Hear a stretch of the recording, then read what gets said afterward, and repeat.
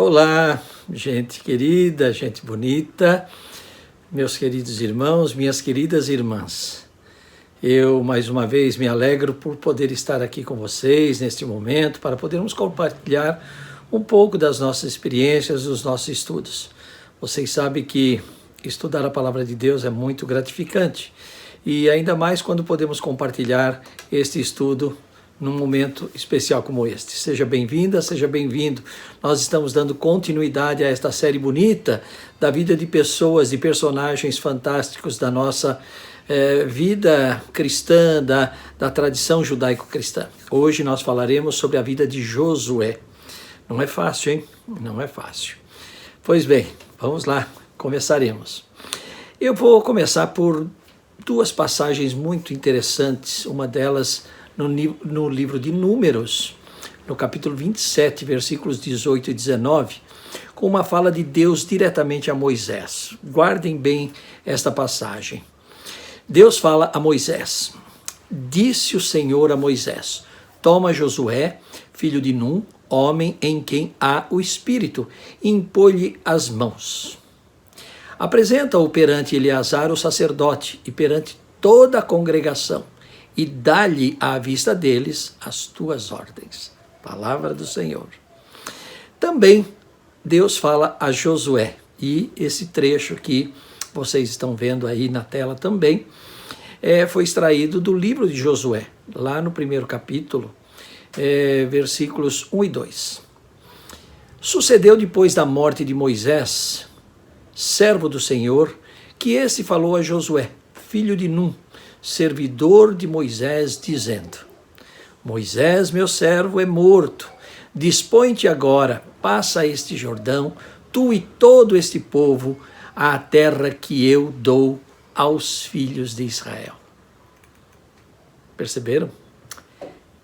Estas leituras que eu fiz agora, elas servirão de base para o nosso bate-papo, para a nossa reflexão, para o nosso estudo. Nós estamos dando continuidade à série Vidas que Inspiram. E a nossa reflexão de hoje, na vida de Josué, se deve ao fato dele ser um dos maiores expoentes do povo de Israel, responsável por conduzir este povo à terra prometida por Deus. Eu tenho algumas coisas para falar para vocês, mas o tempo é curto, vocês sabem, enfim, nós vamos tentar. Eu vou ser meio ousado e vocês vão me acompanhar. Eu vou começar por 4 perguntas que nós tentaremos responder satisfatoriamente ao longo desse tempo que passaremos juntos, tá bem? Primeira pergunta: quem foi Josué? Quem foi Josué? Segunda pergunta: como se deu sua autoridade e como a exerceu? Terceira pergunta: qual foi sua importância para os israelitas? E a quarta e última pergunta: como a Igreja de Cristo pode ser abençoada com base no legado deste ícone da história do povo de Deus? Gente, na verdade, reduzir a vida de Josué nessas 4 perguntas seria muita pretensão de minha parte, mas diante da nossa restrição de tempo, vamos fazer o quê? Eu creio que, ao suprirmos satisfatoriamente essas dúvidas, nós teremos condições não só de conhecermos um pouco mais da vida desse personagem fantástico, como também oferecermos alguma orientação para aqueles que se interessam pelo tema, por esse assunto, e aprofundar-se ainda mais, tá bom? Vamos ver se nós tentamos? Então vamos pedir a orientação de Deus para este estudo, para esta fala. Oremos. Senhor nosso Deus, nosso Pai querido, obrigado por mais esta oportunidade que nos concedes para podermos compartilhar com os nossos irmãos uma pequena porção da Tua palavra, que ficou registrada, Senhor, não só como um marco histórico, mas também como exemplos de inspiração para o Teu povo. A vida do Teu servo Josué, que viveu há mais de 3.000 anos e que até hoje, Senhor, serve de referência para todos nós e inspiração. Abençoa-nos neste estudo, guarde-nos durante toda esta aula e fica conosco em todos os dias de nossa vida. Em nome de Jesus é o que nós te pedimos e te agradecemos. Amém. Amém? Pois bem, Bom, antes de iniciarmos a nossa abordagem, vocês sabem, mania de professor de sala de aula, eu gosto sempre de fazer alguma ponderação teórica para embasar as nossas reflexões. Então, antes de iniciarmos essa abordagem, com o objetivo de responder de forma razoável e satisfatória às indagações que nós estabelecemos, eu quero deixar duas colocações que eu costumo fazer junto aos meus alunos, sobretudo em cursos de formação profissional. A primeira é uma reflexão minha, uma percepção minha que eu quero compartilhar com os irmãos, e eu não sei se vocês vão concordar comigo, mas de qualquer forma nós falaremos durante essa nossa reflexão, durante essa nossa conversa de hoje. A primeira questão que eu coloco existe uma frase popular chamada, ou dita, ou transcrita, enfim, que diz o seguinte: ninguém é insubstituível. Me perdoem, meus irmãos, eu não concordo com essa frase. Ninguém é insubstituível. Ao nos referirmos a alguém incumbido de determinada missão ou de exercer certa função, essa frase para mim não é correta. Eu entendo que cada sujeito é único, por isso todos nós somos insubstituíveis. Não existem duas pessoas iguais. Certamente, num dado momento, todos nós deixaremos de exercer as nossas funções profissionais e sociais, ou por iniciativa própria, ou pela demissão compulsória, ou pela aposentadoria, ou até pela morte. E é claro que possivelmente alguém vai continuar a nossa missão, tá certo? Mas eu quero lembrar o seguinte, que ocupar essa vaga não significa substituir a pessoa por uma outra igual. Quer dizer, haverá uma substituição, haverá uma ocupação dessa vaga, mas por uma pessoa que deverá continuar a missão que vinha sendo cumprida pelo antecessor, tá certo? Então essa pessoa tanto poderá desempenhar a função de forma melhor e muito melhor que o anterior, como também pior. Enfim, o que eu quero dizer é o seguinte, que o que aconteceu é que houve uma reocupação da vaga, com uma pessoa diferente daquela que foi sucedida. Mas não houve uma substituição. Saiu Joãozinho, entrou Pedrinho e ele vai dar continuidade. Continuidade como? Com as mesmas características? Não, são pessoas distintas. Então, para mim a frase ninguém é insubstituível não serve. Eu digo todos nós somos insubstituíveis. Uma outra afirmação que não é minha, mas eu gosto muito, é a do professor Edgar Morin, um sociólogo francês, acho que muita gente conhece, completou 100 anos no ano passado, em julho, e vivo, muito lúcido e ainda dando palestras e conferências mundo afora. Desculpe.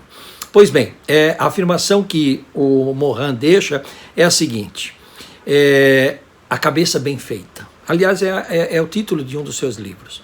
E ele diz o seguinte, uma cabeça bem feita significa que, em vez de acumular o saber, é mais importante dispor, ao mesmo tempo, de uma aptidão geral para colocar e tratar os problemas e de princípios organizadores que permitam ligar os saberes e lhes dar sentido.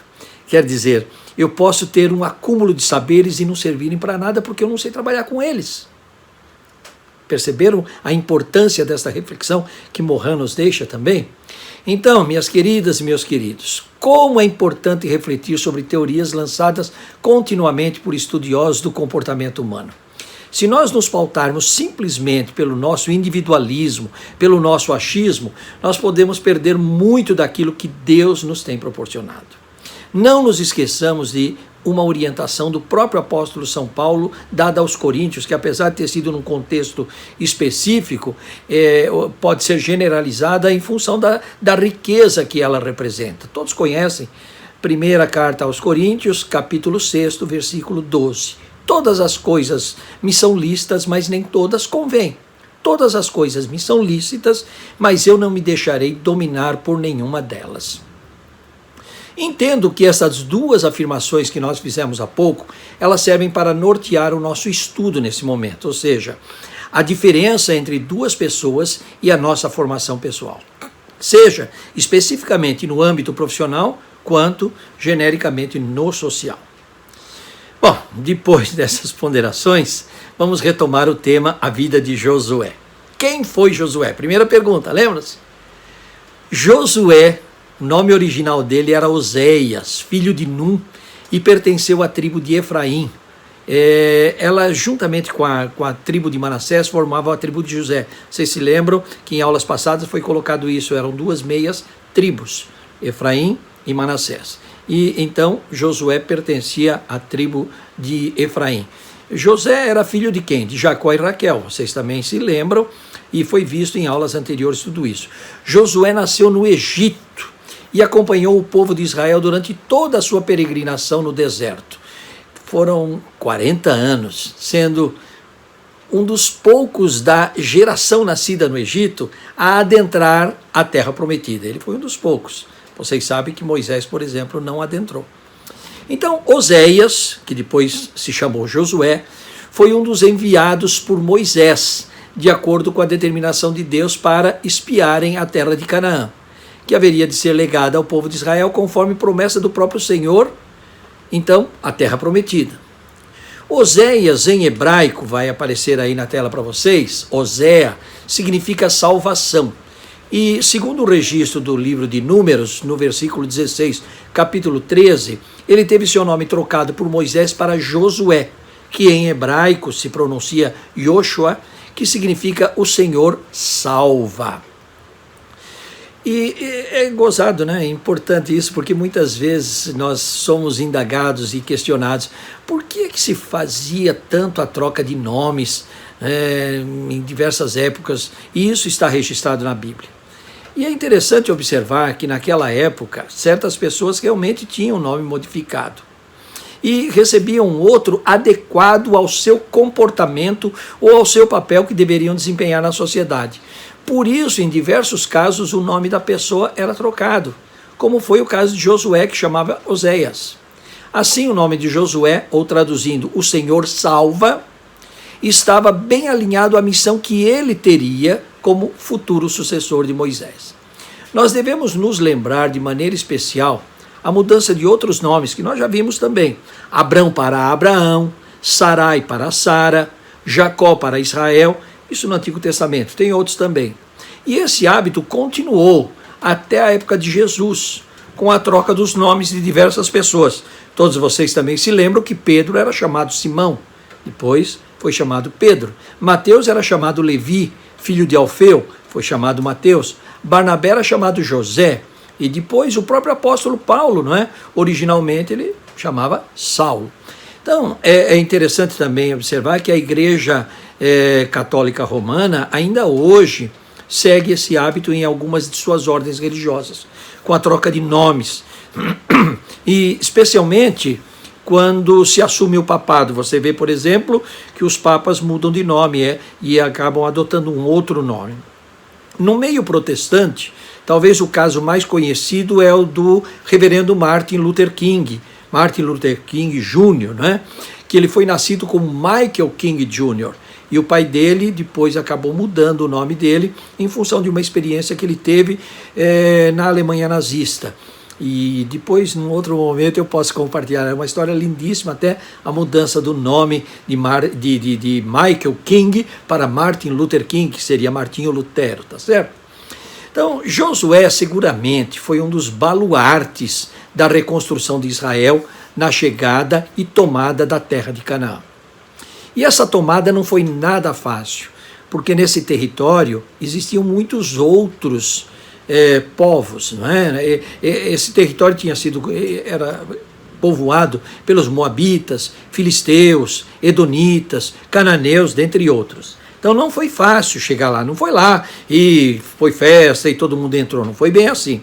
Josué tem um papel importantíssimo nessa missão de adentrar e tomar posse da terra de Canaã. Então, nós devemos mencionar que Josué foi bem preparado por Moisés, bem antes da entrada na terra prometida. Moisés incumbiu Josué de várias missões, né? Algumas muito complexas, bem antes de passar pela experiência do ingresso na terra prometida. Um exemplo que nós podemos ler foi a guerra contra os amalequitas, em que Josué teve um papel destacado. Vocês podem ler isso no livro de Êxodo, capítulo 17, versículos 8 a 13. Vamos ler?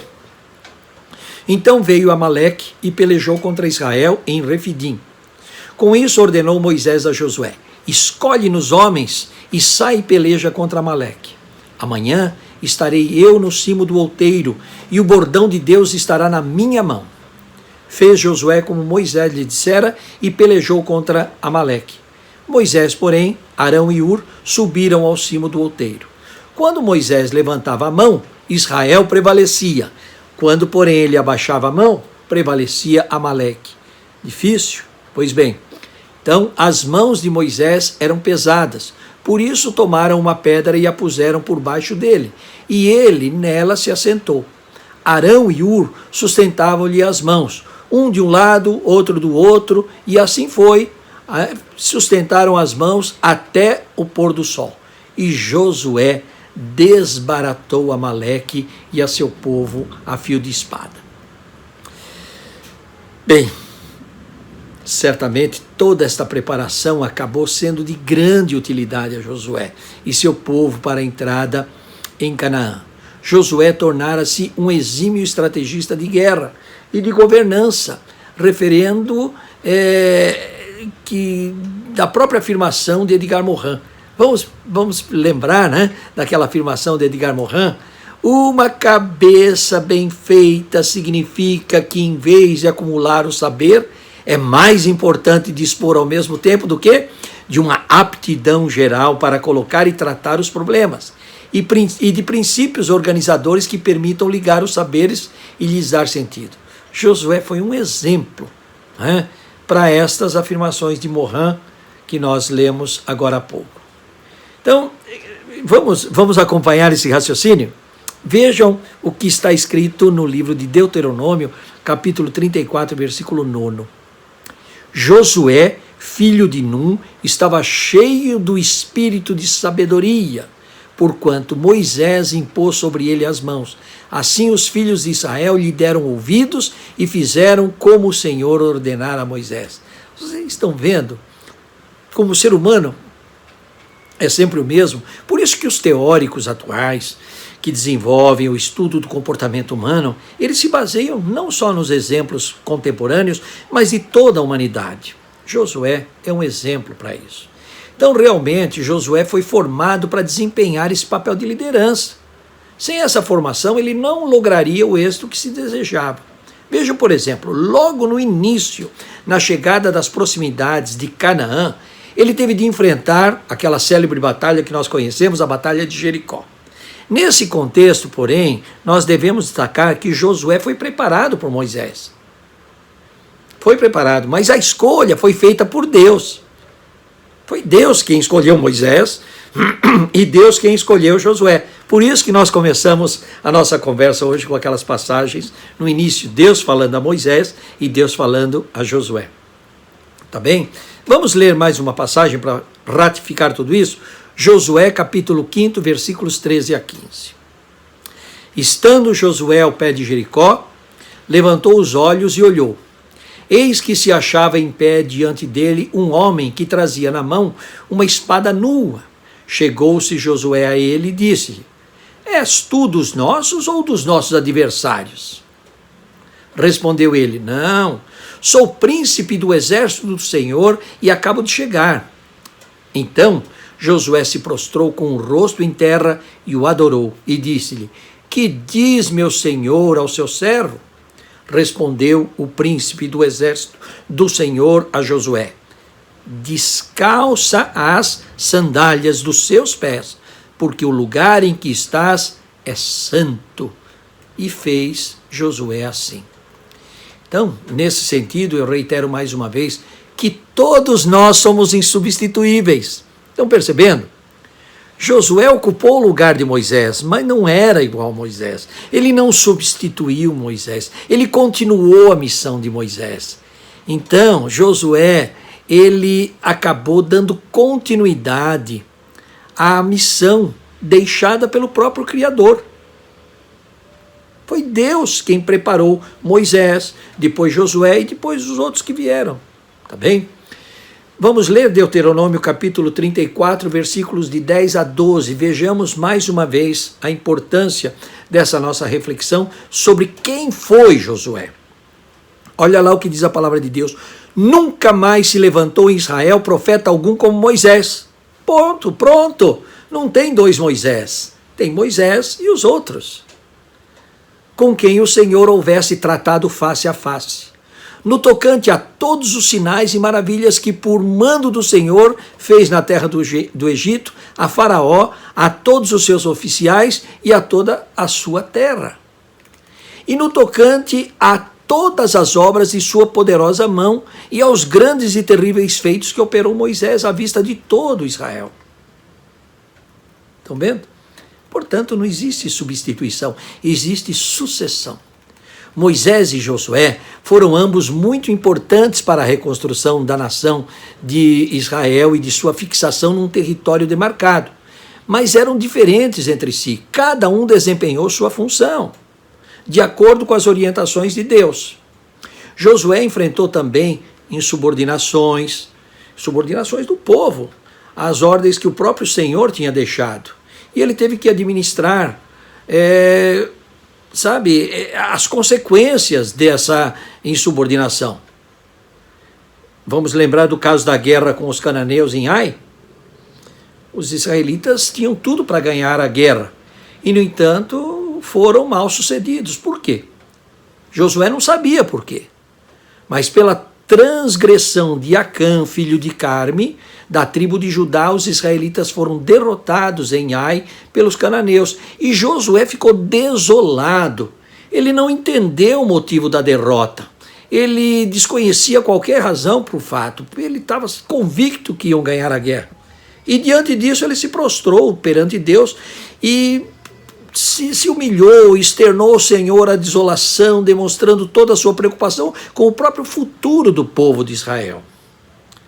Então Deus respondeu a Josué e lhe esclareceu o que ocorrera, orientando-o a localizar o transgressor e, desse modo, puni-lo pela desobediência.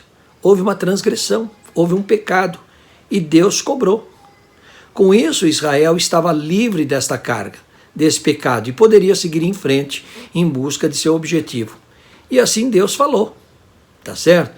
Dispõe-te, olha lá, Josué capítulo 7, versículo 13.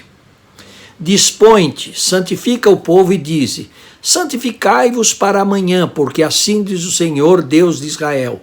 Há coisas condenadas no vosso meio, ó Israel. Aos vossos inimigos não podereis resistir, enquanto não eliminardes do vosso meio as coisas condenadas. Foi uma busca tremenda. Leiam no livro de Josué. Depois de descobrirem o transgressor e puni-lo severamente, até com a dizimação de toda a sua família, Deus volta a falar com Josué e o exorta para a batalha final em Ai. Vamos ler? Josué, capítulo 8, versículo 1 e versículo 28. Primeiro versículo e versículo 28. Disse o Senhor a Josué: não temas, não te atemorizes. Toma contigo toda a gente de guerra e dispõe-te e sobe a Ai. Olha que lhe entreguei nas tuas mãos o rei de Ai, e o seu povo, e a sua cidade, e a sua terra. Então, depois de toda a batalha, Josué pôs fogo a Ai e a reduziu para sempre a um montão, a ruínas até ao dia de hoje. Pois bem, minhas queridas e meus queridos, quanta emoção, não é verdade? Puxa vida, gente, mas tem muita coisa para falarmos ainda sobre a vida de Josué. Como o nosso tempo é curto, nós já falamos isso no início do nosso encontro hoje, nós continuaremos essa nossa etapa, esse nosso trabalho, esse nosso estudo, essa nossa reflexão na próxima aula, no nosso próximo encontro. Tá certo? Espero vocês no próximo encontro. Ficarão para esse próximo encontro as 3 últimas indagações. Nós chamaremos de A Vida de Josué, parte 2. Lembre-se, A indagação de número 2, como se deu sua autoridade e como a exerceu. A de número 3, qual foi sua importância para os israelitas? E a de número 4, como a Igreja de Cristo pode ser abençoada com base no legado deste ícone da história do povo de Deus. Que Deus as abençoe, que Deus os abençoe. Tenham uma semana abençoada. Nos veremos no próximo encontro. Tchau.